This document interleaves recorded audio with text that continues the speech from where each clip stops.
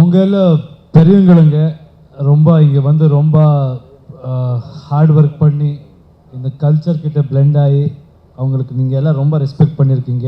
நான் ஒரு விஷயம் பார்த்துருக்கீங்க, தமிழ் மக்கள் எப்போவுமே நல்ல அட்டெம்ப்ட்டுக்கு நல்லா ஃபார் அ குட் பர்சன் ஒரு good quality good film they've always supported. எனக்கு அந்த ஒரு கான்ஃபிடென்ஸ் இருக்குது. அண்ட் டெஃபினெட்லி அது என்னென்னா, there are many wonderful actors here. Even Vishal is sitting right next to me. All of them are really talented. If somebody feels that I will fit the role, and if they are doing in all the languages and if they are utilizing that market also, then definitely yes sir. Yes sir. சில தமிழ் படங்களை வந்து கர்நாடகாவில் வெளியிட கொஞ்சம் பிரச்சனை இருக்குது. அந்த மாதிரி பிரச்சனை வந்தால் விஷால் உங்களுக்கு சப்போர்ட் பண்ண மாதிரி நீங்கள் அங்கே சப்போர்ட் பண்ணுவீங்களா? So that's the thing. Now the whole idea is the world is changing, and in the barriers, in the idellame, we have to change things. See, I personally, what I feel is, I'm not somebody who is very defensive. Naanga enna namu pannala, ellaru pannano. We'll use all the platforms as one. Inga prachane vanda neenga ella namak support pannano, anga prachane vanda naanga ungalukku support pannano. அப்படி இருந்தால் தான் life.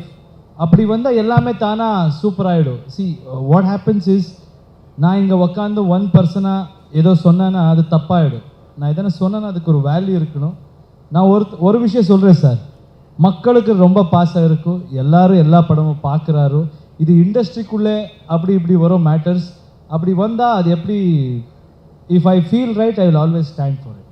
நீங்கள் விஷாலுக்கு ஃப்ரெண்டாக இருக்கீங்க. நாங்கள் பல வருஷமாக சொல்லிகிட்டு இருக்கோம், அவர் மேரேஜ் பண்ண மாட்டேங்காரு. நீங்களா அதை அட்வைஸ் பண்ணீங்களா? எப்போ மேரேஜ் பண்ணணும் என்னது?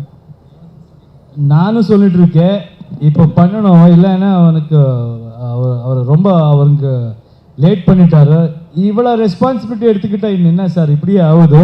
கொஞ்சம் ரிலாக்ஸ் ஆகி ஒரு 2 years மேரேஜ் ஆகி லைஃப்லி செட்டில் ஆகணும். அதுதான் அவங்க ஃபாதர் சொல்லுவார், யஷ் நீங்கள் சொல்லப்பா இப்படி உலகமே சொல்லுதோ இவ பேச்சுலராக இருக்க போகிற மாதிரி இருக்குது சார், நாங்கள் விட மாட்டோம், ஏதோ பண்ணுறோம்னு நினைக்கிறோம்.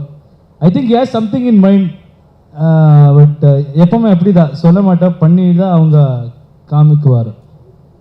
சார் கேங்ஸ்டர் படமா இல்லை ஆக்ஷன் படமா எமோஷனல் படமா என்ன மாதிரியான படம் கேஜிஎஃப்? நீங்கள் சொன்ன எல்லா விஷயமும் இருக்குது சார். அது கேங்ஸ்டர் படம் இல்லை சார், மான்ஸ்டர் படம் sir. Yes sir. Rajini sir வந்து சூப்பர் ஸ்டார். இங்கே அவர் கண்டக்டராக இருந்து இங்கே வந்தார். விஷால் பேசுகிறப்ப சொன்னார் உங்கள் அப்பா பஸ் டிரைவர். நீங்கள் அவரோட பஸ் டிரைவரோட சன்னாக இருந்து ஃபியூச்சரில் ஏதாவது பிளான் வச்சுருக்கீங்களா தமிழ்நாட்டில் சூப்பர் ஸ்டார் மாதிரி? Sir my dad is a bus driver. அது எனக்கு ரொம்ப பெருமையான விஷயம் sir. Because of him. But எனக்கு எப்போவுமே எதுவுமே எனக்கு ஃபீலே ஆகலை சார். அப்படி எனக்கு my upbringing was a such. ஆனால் ஈவன் ராமாச்சாரிக்கு அப்புறம் ஹி வாஸ் ஒர்க்கிங். விஷாலுக்கு நான் சொன்னேன், இப்போது என் சிஸ்டருக்கு ஒரு பையா பிறந்தா, அதுக்கப்புறம் தான் கொஞ்சம் ஸ்லோலி அவனுக்கிட்ட அட்டாச் ஆகி இப்போது ரிட்டையர்மெண்ட் எடுத்திருக்காரு. வீட்டில் டைம் ஸ்பெண்ட் பண்ணுவார். ஆனால் நான் 4-5 பிளாக் பஸ்டர்ஸ் வந்ததுக்கு அப்புறம் கூட அவங்க ஒர்க் பண்ணிகிட்டே இருந்தார். So I think every man அவங்க ஒர்க் என்ன பண்ணுறது மாதிரி ப்ரைட் இருக்கணும். அவங்க அப்படி தான் இருந்தார். And Rajini sir, he is also become superstar because whatever he does, I think he has done it with lot of love and respect. நான் கேள்விப்பட்டிருக்கேன், என் ஃபாதர் அந்த டிபார்ட்மெண்ட் தானே, நிறைய பேர் எனக்கு வந்து சொல்லுவார், ரஜினி சார் பெரிய சூப்பர் ஸ்டாராக இருக்கார் நம்ம டிபார்ட்மெண்ட், நீங்கள் ஃபாதர் நம்ம டிபார்ட்மெண்ட், நீங்கள் பெரிய ஆள் ஆகணும் அப்படியெல்லாம் பிகினிங்கில் எனக்கு சொல்லியிருப்பார். அப்போது அவங்க சொன்னார், கண்டக்டராக இருந்தப்போ கூட அவங்க ஸ்டைல் அப்படியே இருந்தது, டிக்கெட் கொடுக்குற ஸ்டைலு, விஷுவல் போடுற ஸ்டைலு, அதெல்லாம். So it is in him. அது அவங்க கண்டக்டரில் எந்த வேலை பண்ணாலும் அவங்க அப்படி தான் இருப்பார். That is is attitude. He is blessed. நாம் அவங்க கம்பேர் பண்ணுறதே தப்பு.